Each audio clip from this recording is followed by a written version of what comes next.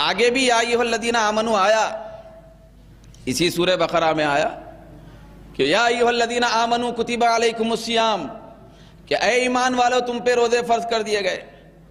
کہیں یا ایھا الذین آمنو کے ضمن میں نماز کا ذکر فرمایا آگے، کہیں روزے کا ذکر فرمایا، کہیں زکوٰۃ کا ذکر فرمایا، کہیں تلاوت کا ذکر فرمایا، کبھی اچھی بات کرنے کا ذکر فرمایا، اپنے اعمال کو سدھارنے کی بات فرمایا، اپنے سے ڈرنے کی بات فرمایا یا ایھا الذین آمنو کے بعد۔ لیکن سب سے پہلے یا ایھا الذین آمنو کے ذریعے سے جو حکم ارشاد فرمایا وہ ادب مصطفیٰ کے ضمن میں فرمایا، یہ بتانے کے لیے عبادتیں بعد میں ہیں، ادب رسول پہلے ہے۔ نماز بعد میں ہوگی، زکوٰۃ بعد میں ہوگی، تلاوت بعد میں ہوگی، عمل خیر بعد میں ہوگا، نیکیاں بعد میں ہوگی، قرآن کا پڑھنا بعد میں ہوگا، طواف بعد میں ہوگا، حج بعد میں ہوگا، عمرہ بعد میں ہوگا، صالحیت بعد میں ہوگی، تقوی بعد میں آئے گا، ورع بعد میں آئے گا، زہد بعد میں آ گیا، اطاعت بعد میں آئے گی۔ سب سے پہلے ساری اطاعتوں اور نیکیوں کی جان یہ ہے کہ تم میرے محبوب کے چاہنے والے بنو اور ادب کرنے والے بن جاؤ۔ یہ قرآن مزاج دے رہا ہے، کیا دے رہا ہے؟ تو بولیے سب سے پہلا حکم کیا ہے؟ بھئی ادب رسول کا ہے۔ کیسا ادب ہے ذرا دیکھیے بھئی، ادب کیسے پیرائے میں ہم لوگوں کو اللہ رب العزت سکھا رہا ہے۔ پھر آگے ارشاد ہوتا ہے یا ایھا الذین آمنو، اے ایمان والو، کیا ہے؟ لا تقولوا راعنا، رائنا مت کہو۔ کیا فرمایا؟ بھئی رائنا مت کہو، وقولوا انظرنا، بلکہ انظرنا کہو۔ کیا مطلب ہے؟ کیا حکمت ہے؟ تو آپ توجہ سے سنیں گے تو بات سمجھ میں آئے گی۔ سنیں گے نہیں سنیں گے؟ بھئی ادب رسول کی بات ہے، ایمان کی جان کی بات ہے، ایمان کے کمال کی بات ہے، ایمان کی بنیاد کی بات ہے، ایمان کی حقیقت کی بات ہے۔ تو توجہ سے سنیں گے نہیں سنیں گے؟ تو ذرا بیداری کا ثبوت دیتے ہوئے درود پاک پڑھے، اللہم صلی علی سیدنا محمد وعلی آل سیدنا محمد وبارک وسلم۔ تو ذرا بیداری کا پڑھو بھائی، اللہم صلی علی سیدنا محمد وعلی آل سیدنا محمد وبارک وسلم، صلاۃ و سلام علیک یا سیدنا یا حبیبنا یا رسول اللہ۔ تو اللہ رب العزت نے فرمایا یا ایھا الذین آمنوا، ایمان والو، لا تقولوا راعنا، راعنا مت بولو۔ ذرا یہ راعنا کا پس منظر دیکھو بھئی، اس کے پیچھے راز کیا ہے؟ راز یہ ہے کہ یہود، بلکہ یہ سمجھیں کہ صحابہ اکرام سرکار کی بارگاہ میں حاضر ہوتے تھے نا روزانہ، حضور کی بارگاہ میں حاضر ہوتے، گفتگو سنتے، چہرے انور کو دیکھتے، ایمان کو تازگی بخشتے۔ تو صحابہ اکرام حاضر ہوتے، سرکار سے گفتگو سنتے، تو جہاں کہیں کوئی گفتگو تھوڑا سا سمجھ میں نہ آتی، کیونکہ آقائے دو جہاں صلی اللہ علیہ وسلم ہر مخلوق کے لحاظ سے بات فرماتے تھے۔ کیا بولیے؟ ہمارے نبی کو ہر مخلوق کی بولی آتی تھی۔ کیا آتی تھی؟ اور ہر سننے والے کے مطابق گفتگو ہوتی تھی۔ جیسے ہم لوگ پورے یہاں حاضر ہیں، ہمارے کوئی بزرگ یہاں تشریف فرمائے تو وہ بزرگ نہیں جان سکتے کہ میرا ارادہ کیا ہے، امام صاحب کا ارادہ کیا ہے، مول صاحب کا ارادہ کیا ہے، دیگر بزرگوں کا ارادہ کیا ہے، کون کس کو کیا چیز کی ضرورت ہے، جان سکتے؟ نہیں جان سکتے۔ بھئی مجھے ضرورت ہے روزے کی فضیلت سننے کی، بھئی امام صاحب کو ضرورت ہے زکوٰۃ کے بارے میں معلومات کرنے کی، کسی اور صاحب کو ضرورت ہے والدین کا احترام سیکھنے کی، کسی اور کو ضرورت ہے علم دین کی اہمیت سمجھنے کی۔ سرکار کی بارگاہ میں جب مختلف ارادوں کے ساتھ، مختلف ضرورتوں کے ساتھ، سینے میں ضرورتیں چھپا کر، ارادے چھپا کر جب بارگاہ رسالت میں حاضر ہو جاتے تو سرکار ہر ایک کی سینے میں چھپی ہوئی ضرورت کے مطابق ہر ایک سے خطاب فرماتے تھے۔ کیا کرتے تھے؟ خطاب فرماتے تھے۔ تو جب مجلس ختم ہو جاتی تو جس کو اب مجھے نماز کی اہمیت کی ضرورت تھی تو مجھے بھی ہو جاتا کام، میرا بھی کام ہو جاتا تھا. زکوٰۃ کی اہمیت جاننے کی ضرورت تھی تو وہ بھی اپنی پیاس بجھا لیتا تھا. کسی کو احترام والدین سیکھنا تھا تو وہ بھی گفتگو خود بخود ہو جاتی تھی. سارے لوگ جو پیاسے آئے تھے سب کے سب پیٹ بھر کے اور پیاس بجھا کے واپس ہوتے تھے. یہ ہمارے نبی کا کمال تھا. تو بعض وقت ہوتا کیا اس میں کہ ایک کے بارے میں گفتگو چل رہی ہے تو دوسرے کو تو ضرورت دوسری ہے. سمجھ میں ہی نہ بات کہ امام صاحب کو جاننے کی ضرورت ہے زکوٰۃ کی اہمیت، مجھے ضرورت ہے مثال کے طور پہ نماز کی اہمیت.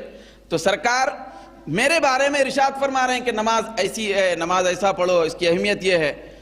تو کچھ اب میں کسی اور قبیلے سے آیا ہوا ہوں. قبیلے بھی الگ الگ ہوتے تھے. تو عرب کے بہت بڑے قبیلے تھے، بہت بڑے بڑے خاندان تھے. تو ہر قبیلے اور خاندان کی گفتگو فرق میں رہتی تھی، الگ الگ ہوتی تھی. ہوتی عربی تھی لیکن لب و لہجہ الگ ہوتا تھا، گفتگو الگ ہوتا تھا، انداز تکلم الگ ہوتا تھا. بھئی ان کی فصاحت و بلاغت الگ ہو جاتی تھی، ان کی زبان سے ادا ہونے والی طلاقت الگ ہوتی تھی، گفتگو الگ الگ ہوتے تھے، الفاظ الگ الگ ہو جاتے تھے بعض وقت. تو سرکار ساری زبانوں کو جانتے تھے. ساری زبانوں کو جان کر ہر ایک کے انداز کے مطابق گفتگو فرماتے. تو لازمی بات ہے کہ میں ایک قبیلے سے آیا ہوا ہوں، دور کے قبیلے سے. تو سرکار میرے اعتبار سے گفتگو فرما رہے ہیں تو دوسروں کو تو سمجھ میں نہیں آئی، کچھ کلمات نہیں سمجھ میں آئیں گے، ہے عربی. تو صحابہ کرام میں سے جو دوسرے ہوتے وہ حضور کی بارگاہ میں عرض کرتے کہ راعنا یا رسول اللہ. کیا فرماتے؟ کیا عرض کرتے تھے؟ راعنا یا رسول اللہ، جس کا مطلب ہوتا ہماری رعایت فرمائیے یا رسول اللہ. کیا مطلب ہوتا تھا؟ ہماری رعایت فرمائیے، ہمارے اوپر نظر کرم فرمائیے. مطلب یہ ہوتا تھا ذرا ہم کو بھی بتائیے. کیا مطلب ہوتا تھا؟ دوبارہ ارشاد فرمائیے اور ہمارے سامنے اس کی وضاحت بھی فرمائیے.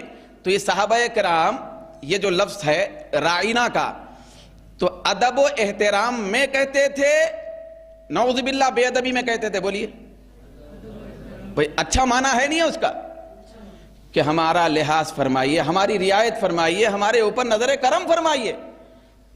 بھئی بہت بڑے ادب کا لفظ ہے نا. تو ہوا یہ یہودیوں کا طبقہ اٹھا. یہ جو یہودی ہے روئے زمین پر سب سے پہلے گستاخ یہی، اور گستاخی میں حد سے زیادہ سڑے ہوئے یہی. یاد رکھیں، آج دنیا پریشان ہے. روڈ سے لے کر ہوٹل تک گفتگو ہو، مسجد سے لے کر گھر تک گفتگو ہو، بولتے بھائی یہ کیا ہے بھائی، وہ کینسر کہاں سے آیا، بیماری کینسر کی کہاں سے آئی؟ ارے نہیں بھائی، وہ مغربی ممالک سے آ رہے ہیں بیماریاں، وہیں سے ہوتے ادھر ادھر پھیل رہے. تو فلاں فلاں بیماریاں ادھر سے آئے، فلاں ادھر سے آئے. ہم لوگ بولتے رہتے نا ایسا کہ ارے بھائی وہاں پہ ایسی بات ہے کہ ماحول خراب ہے، ادھر وہ بیماری آئی ماحول خراب ہونے کی وجہ سے، تو ادھر بھی آ گئی وہ. تو اب تو ایسا ہو رہا کہ کدھر سے آدمی آ رہا، حج کو جانے سے پہلے ٹیسٹ ہو رہا تاکہ آزو بازو والوں کا حج ویسٹ نہ ہو جائے. ٹیسٹ ہو جاتا کہ وہ وہاں سے آ رہا تو اس کو بیماری ہے کیا ذرا دیکھو، تو بیماری جانچی جا رہی. تو ہم جانتے ہیں، ہم کو فکر ہے جسم بچانے کے لیے، جسم کی صحت کے لیے فکر ہے کہ ذرا دیکھو کہیں کسی میں وہ بیماری تو نہیں ہے، وہاں سے بیماری آئی. دوستو، یہ جتنی بیماریاں ہیں یہ صرف انسان کی صحت کو اور جسم کو متاثر کرتی ہیں، لیکن گستاخی رسول کی بیماری، بے ادبی رسول کی بیماری، یہ ایسی بیماری ہے کہ اس بیماری کے بعد دنیا بھی تباہ ہوتی ہے، آخرت بھی تباہ ہو جاتی ہے. تو ذرا جانچیں کہ یہ بیماری کہاں سے آئی، ٹیسٹ کرے گا بھی کروائے کہ یہ گستاخی رسول اور بے ادبی رسول کی بے ادبی کی مماثلت کے تصور کی بیماری کہاں سے آئی. مماثلت کے تصور کی بیماری یہودیوں سے آئی. کہاں سے آئی؟ سب سے پہلے بے ادبی کرنے والا طبقہ کون تھا؟ یہود. تو اللہ رب العزت نے فرمایا، آگے ذکر ہے سورہ نساء کے اندر، یہ جو رائنا کہنے والے لوگ تھے بعد میں بدل کے، وہ بات میں آگے عرض کروں گا، پہلے سنیں کہ صحابہ کرام عرض کرتے تھے رائنا یا رسول اللہ ہماری رعایت فرمائیے، نظر کرم فرمائیے۔ تو یہودیوں کا طبقہ اٹھا تو ان کو یہ ہمیشہ فکر دامنگیر رہتی تھی کہاں کون سا موقع مل جائے اور سرکار کی بے ادبی کرے، نعوذ باللہ۔ تو رائنا کا لفظ جب صحابہ نے عرض کیا، استعمال کیا، تو رائنا کے لفظ کے اندر اچھے معنی ہی تھے۔ کیا تھے؟ اچھے معنی تھے، لیکن یہودیوں کی سریانی یا عبرانی زبان میں وہ آگے جا کے کچھ تھوڑے برے معنی بھی نکلتے تھے۔ کیا نکلتے تھے؟ برے معنی بھی دور جا کے نکلتے تھے۔ تو ان لوگوں کو موقع ہاتھ آ گیا، اب وہ اٹھے اور کہنے لگے، وہ بھی آ کے بیٹھنے لگے اور سرکار سے کہنے لگے رائنا، صحابہ کی طرح وہ بھی کہنے لگے رائنا۔ صحابہ کہتے تھے تو ادب میں، اچھے معنی میں، لیکن یہودی کہنے لگے دور کے برے معنی میں، دور کے برے معنی لے کر وہ کہنے لگے۔ تو برے معنی لے کر کہنے لگے اور خوش ہوتے تھے کہ دیکھو ہم رائنا کہہ رہے ہیں، دور جا کے اس کے معنی برے نکل رہے، تھوڑے سے بے ادبی کے نکل رہے۔ تو اس طرح وہ اپنی منافقت کی پیاس بجھاتے تھے۔ تو اتنے سے ہی ہوا، صحابہ تو برے معنی میں استعمال ہی نہیں کر سکتے، وہ بھئی اچھے معنی پر مبنی لفظ ہے، صرف لفظ۔ تو یہود دور کے برے معنی لے کر بے ادبی کے معنی لے کر مراد لے رہے تھے، تو بے ادبی ذری ہو رہی تھی دور سے۔ تو اللہ رب العزت نے